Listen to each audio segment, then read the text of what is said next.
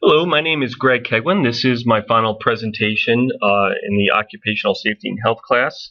My subject was noise and ototoxic chemicals on hearing loss. Here's a little bit of the outline, an overview. We'll start with the significance of the problem, and then we'll get into really the causes and exposure types that can lead to hearing loss. We will then get into the occupations and the high risk jobs that are susceptible to hearing loss. I'll do a quick overview of some of the studies. Then we'll get into the different types of injuries and the symptoms that can occur as a result of loud noises and ototoxic chemicals. Then we will get into some of the how workers can prevent and protect themselves from occupational hearing loss. And lastly, some final thoughts and resources for both employees and employers. And then there'll be a slide with some of my references as well. For a few reasons, I really am interested in the effects of noise and occupational hearing loss. I was recently at a concert with a friend of mine when he asked if I wanted to wear earplugs. He has worked in the music industry literally for decades and was concerned about his hearing. Having myself gone to many loud concerts, I was curious about how the loud decibel levels can affect short and long-term hearing. In addition, I was swimming and diving and had an accident, an ear injury from a diving accident. And lastly, my wife has always complained that I've had some sort of auditory sensory issues. Because of these reasons, I decided to report on occupational hearing loss. As you see in the slide here, approximately 22 million workers are exposed to potentially damaging noise every year. Almost $242 million have been spent annually on workers' compensation for hearing loss. U.S. businesses paid more than $1.5 million in penalties for not protecting workers from noise. And it's also an estimated, I sort of cover the pricing, but exposure really to loud noise kills the nerve endings in the inner ear. More exposure will result in more dead nerve endings. The result is permanent hearing loss that cannot be corrected by surgery or by medicine. Noise-induced hearing loss really limits your ability to hear high-frequency sounds and really to understand speech, which seriously impairs your ability to communicate.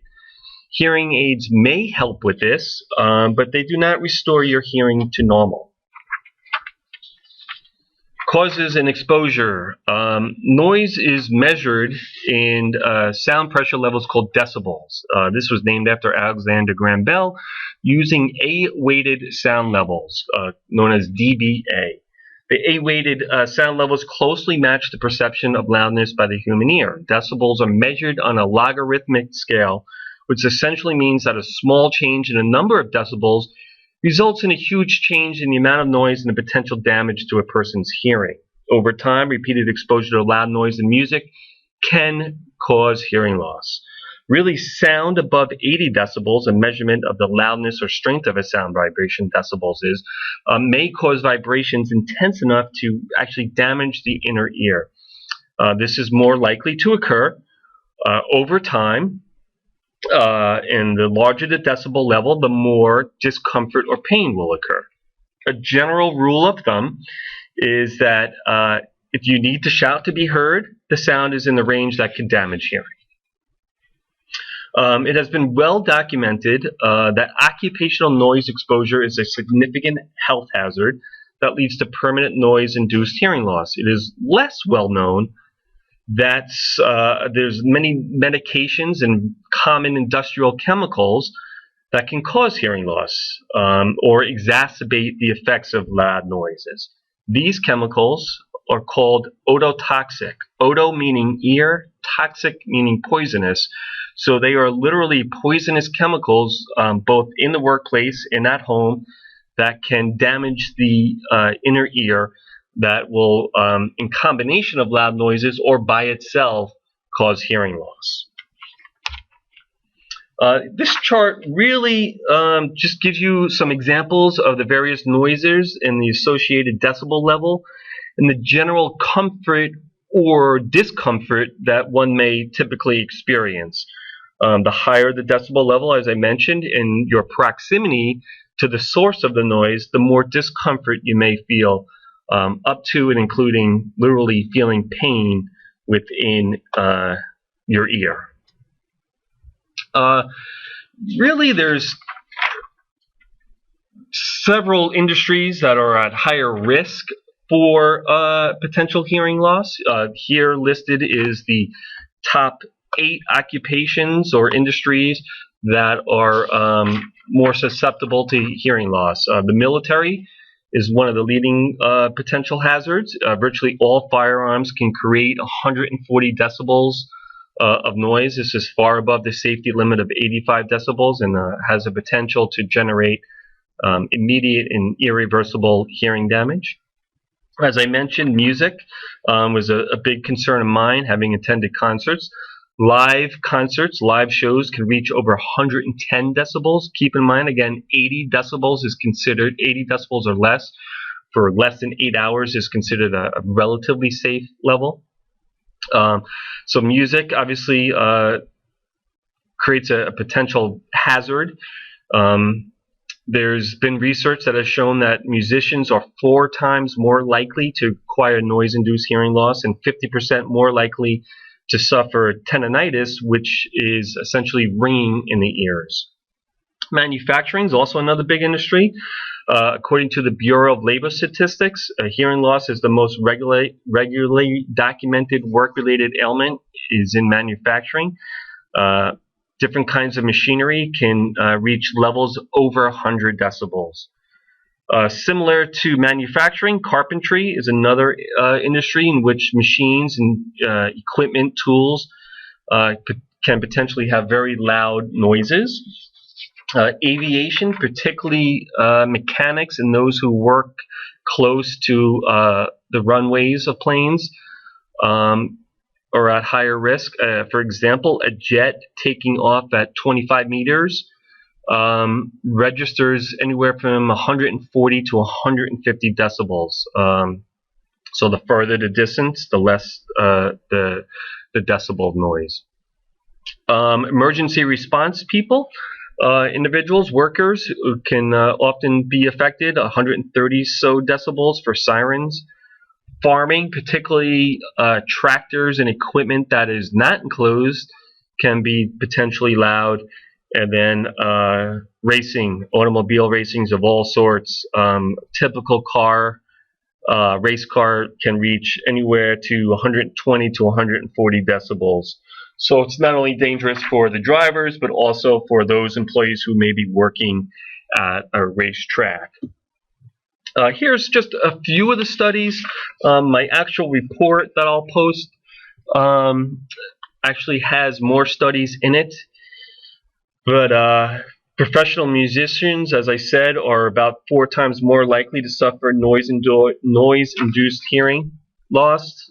This is according to one of the largest studies of musicians, German researchers who combed through health insurance records of nearly 7 million people in a 4-year time period, found that they are 50% more likely to suffer ringing in the ears, which often is an indication of potential hearing loss in the future.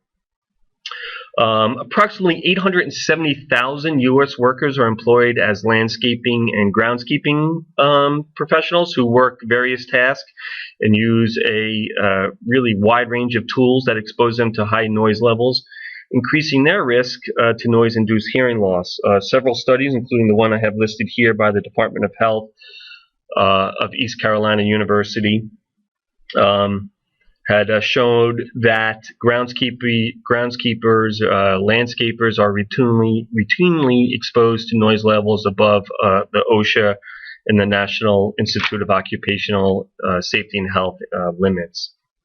And then finally, I want to include this last study in here because it really speaks to the ototoxicity of various chemicals that less well known to people, but there are chemicals that can adversely affect your hearing. Not only do they can soak through your skin, but you can digest them and also breathe them in. So here's a study that really got into how epoxy adhesives and noise can impair hearing or exacerbate hearing impairment, with the main impacts occurring in the middle and high frequencies. The researchers in this particular study recommended that suppliers of epoxy adhesives and other ototoxic chemicals really must include information related to possible hearing damage in the material safety data sheets and provide those to the workers. Prevention and protection. According to the Occupational Safety and Health Administration, an effective hearing conservation program must be implemented by employees in general industry whenever workers are exposed to decibel levels of 85 dBAs or higher for an 8-hour time period, or within the construction industry when exposures exceed 90 dBAs for an 8-hour exposure. This program, the hearing conservation program, really strives to prevent initial occupational hearing loss, preserve and protect the remaining hearing, and equips workers with the knowledge and hearing protection devices that are necessary for them to perform their jobs. I've listed here engineering controls, as well as administrative controls, and some preventive measures when in the presence or when you are using ototoxic chemicals. So I'm not going to go through all these. You can look at them, but it's a lot of it is really self-explanatory and common sense. Types of injuries. Perhaps the biggest injury that can result in from occupational hearing loss is tendinitis, which is essentially ringing in the ears. Other injuries can include very mild hearing loss to severe hearing loss. Essentially, loud noises can basically destroy the nerve endings within the inner ear. Ototoxic chemicals sort of present a lot of their own types of symptoms and injuries. They often lead to all kinds of balance problems, ranging again from mild to total breakdown. This is also in conjunction with loud noises and ototoxic chemicals. People can have headaches, feel dizzy, have vertigo-like symptoms, can affect their vision, and often will have difficult moving their heads or problems walking in the dark. And of course, the ultimate injury, and probably the most tragic one, would be complete total hearing loss. So overall, really research has indicated that workplaces with an appropriate and effective hearing conservation programs have higher levels of worker productivity and a lower incidence of absenteeism. Employees should develop and really implement a hearing conservation program.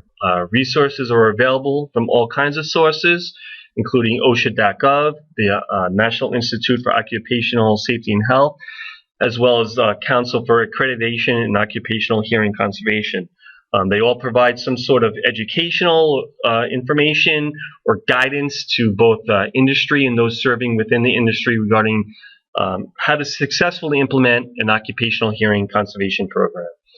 I hope you found this helpful, and I appreciate the time you took today to watch my presentation. Have a great day.